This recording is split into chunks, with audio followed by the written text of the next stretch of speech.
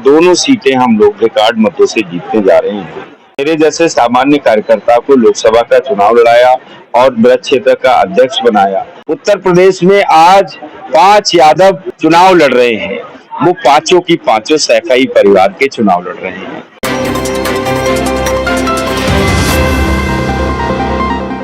नमस्कार, आप देख रहे हैं खबर की न्यूज। और देवचरा के मैदान में प्रधानमंत्री नरेंद्र मोदी की एक विशाल रैली को संबोधित किया है।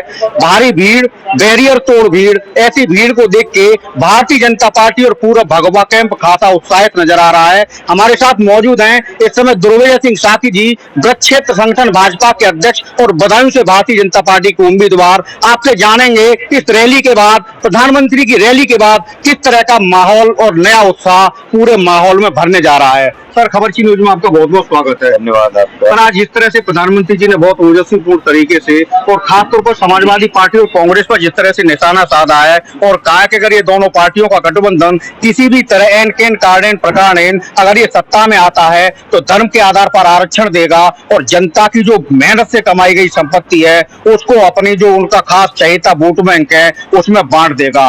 आखिर ऐसा कौन सा षड्यंत्र और साजिश है जो भारतीय जनता पार्टी को समझ में आ रही है और प्रधानमंत्री नरेंद्र मोदी बार बार उसका मंच से इशारा कर रहे हैं? देखिए, माननीय नरेंद्र मोदी जी पूरे 140 करोड़ देशवासियों को अपना परिवार मानते और माननीय मोदी जी ने उन सबके कष्टों को दूर करने के लिए दिन रात मेहनत कर रहे हैं। लेकिन कांग्रेस, समाजवादी पार्टी, बहुजन समाजवादी पार्टी हमेशा से षड्यंत्र करती रही और वो षड्यंत्र आपकी जानकारी में है। जो षड्यंत्र ये था, मनमोहन सिंह जी ने कहा था, वो अखबारों में भी आया, सब में आया, रिकॉर्डेड बयान है। उन्होंने कहा कि देश के आर्थिक संसाधनों पे पहला अधिकार एक वर्ग विशेष का है। तो ये जो बयान है, कोई भी पिता ये नहीं कहता है कि मेरी संपत्ति पर पहला अधिकार मेरे बड़े बेटे का है, छोटे बेटे का है। संपत्ति पर सबका अधिकार समान रूप से होता है और वो षड्यंत्र इस बार भी वो रच रहे हैं क्योंकि वो वोटों का ध्रुवीकरण करके सत्ता पाते रहे हैं। इसलिए मोदी जी ने उस बात से यहाँ आगाह किया है। वो फिर से देश में तुष्टीकरण की नीति चल रही है। सर, ये इस समय देवचरा मैदान जो खास तौर पर भारतीय जनता पार्टी के लिए इस पूरा क्षेत्र में यहाँ पर जब भारतीय जनता पार्टी ने रैली की है तो उसको चुनावी सफलता हासिल की है। 2014 से लेकर 2019 और इस बार 2024 का रण सजा है। बदायूं लोकसभा क्षेत्र की बात करें, आमला और बदायूं की संयुक्त रैली थी। बदायूं से भारी भीड़ यहाँ पहुंची और बदायूं की अगर बात करें तो भीड़ में खासा उत्साह भी था, बड़ी संख्या में महिलाएं भी थी। कैसा लग रहा है? देखिए, बदायूं और आंवला की ये संयुक्त रैली थी। मैं ये कहना चाह रहा हूँ, दोनों सीटें हम लोग रिकॉर्ड मतों से जीतने जा रहे हैं। बदायूं में भी हम रिकॉर्ड मतों से जीतेंगे, आंवला में भी हम लोग रिकॉर्ड मतों से दोनों सीटें जीतने जा रहे हैं। और जो जनता का उत्साह है वो बता रहा है।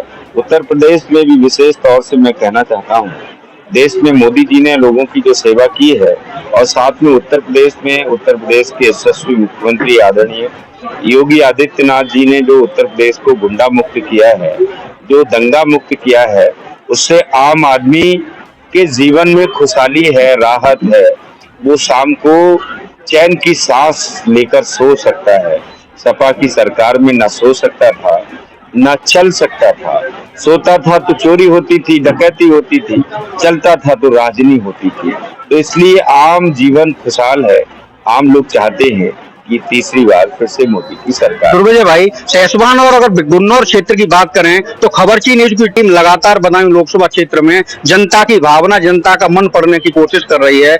आपके एक प्रचार रथ को भी हमने देखा है। आप एक ऐसी पॉकेट जो पहले समाजवादी पार्टी का गढ़ माना जाता था, लेकिन इस बार जब उन गांवों में आप पहुंच रहे हैं, एक पार्टी विशेष के प्रति जिन लोगों में लगाव होता था, आज वो पलकें बिछाए आपके स्वागत को तैयार नजर आते हैं। ये बदलाव देख के कैसा लग रहा है? देखिए, बदलाव तो स्वाभाविक है। स्वाभाविक ये, मैं सामान्य किसान परिवार से निकला हुआ लड़का, पढ़ने आया बरेली शहर और पढ़ने के साथ जब विद्यार्थी परिषद यानी भाजपा के संगठनों में काम किया और काम करते करते आज मैं लोकसभा कैंडिडेट हूँ, 19 जिलों का अध्यक्ष यानी ब्रज क्षेत्र का अध्यक्ष हूँ।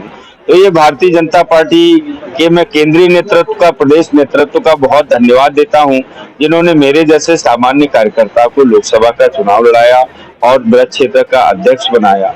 और रही बात जो दूसरे क्षेत्रों में जहां की आप बात कर रहे हैं, सहसवान और गुन्नौर में वहां लोगों ने भारी बहुमत समाजवादी पार्टी को दिया, लेकिन समाजवादी पार्टी ने बदले में क्या दिया?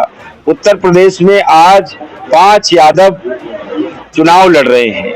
वो पांचों की पांचों सैफई परिवार के चुनाव लड़ रहे हैं, उनमें कोई आम यादव का लड़का नहीं है।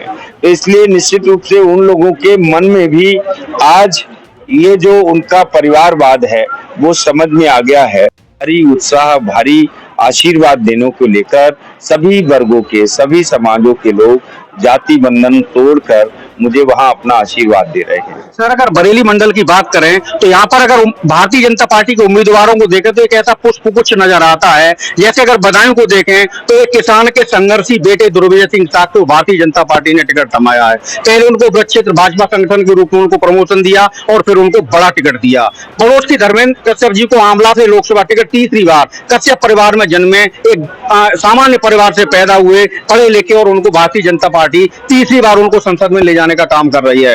बरेली सीट की अगर बात करें तो गंगवार, संतोष गंगवार जी वरिष्ठ नेता थे, 8 बार के सांसद थे। अगर किसी कारण से, उम्र के प्रभाव से उनका टिकट अगर रिप्लेस किया गया तो उनकी जगह गंगवार चेहरे को दिया गया है। पीलीभीत से बात करें तो ब्राह्मण चेहरे को प्रत्याशी बनाया गया है। एक तरफ जब सैफई परिवार की बात आती है तो 5-5 प्रत्याशी उनके परिवार के लड़ते हैं और भारतीय जनता पार्टी एक गुलदस्ते की तरह विभिन्न वर्ग और समूहों से प्रत्याशियों को निकाल के लाती है। आखिरी सवाल, उत्साह से इसका जवाब चाहेंगे।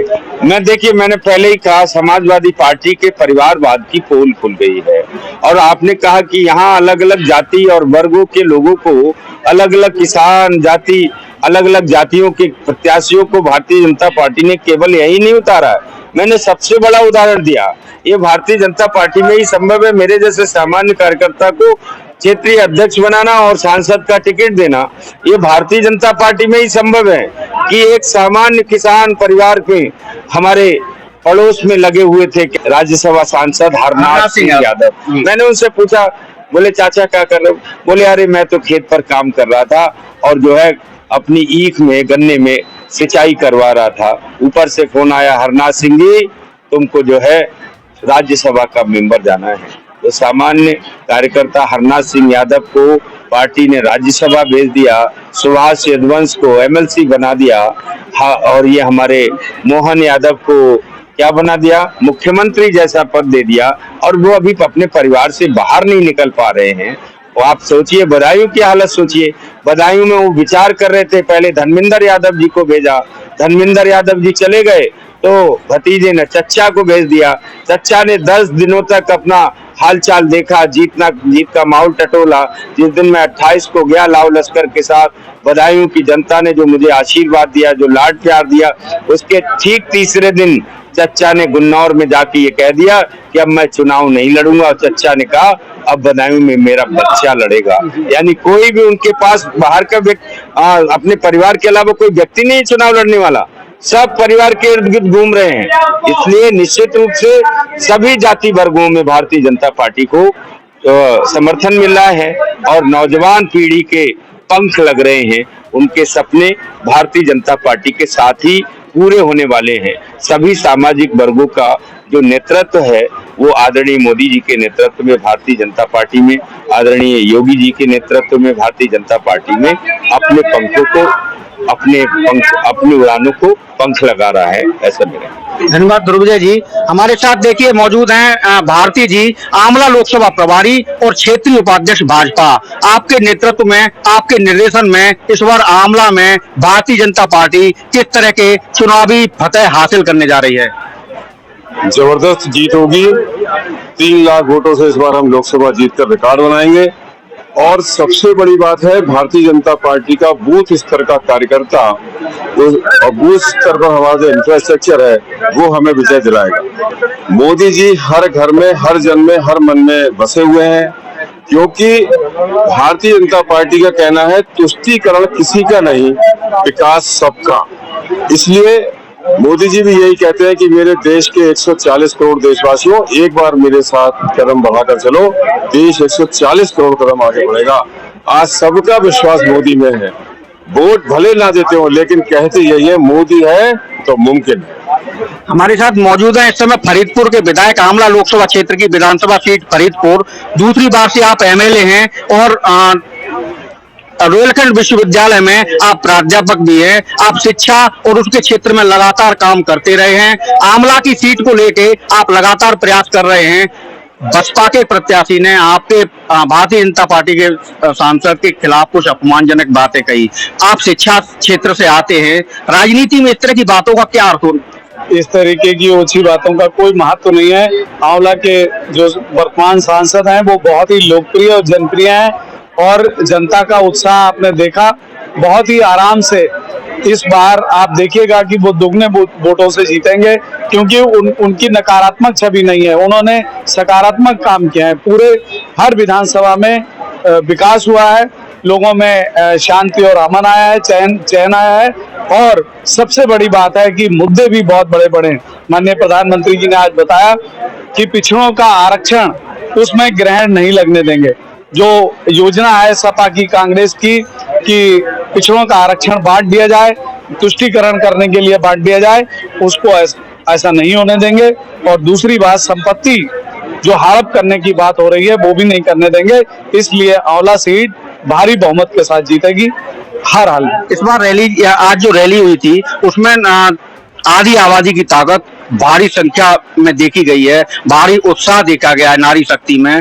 किस तरह का संकेत है? आधी आबादी बहुत ही अमन और चैन के साथ रह रही है, चाहे रात में जाए चाहे दिन में जाए। आज लूटपाट नहीं है, आज डकैती नहीं है, आज उनके साथ जो अभद्रता होती थी वो नहीं है।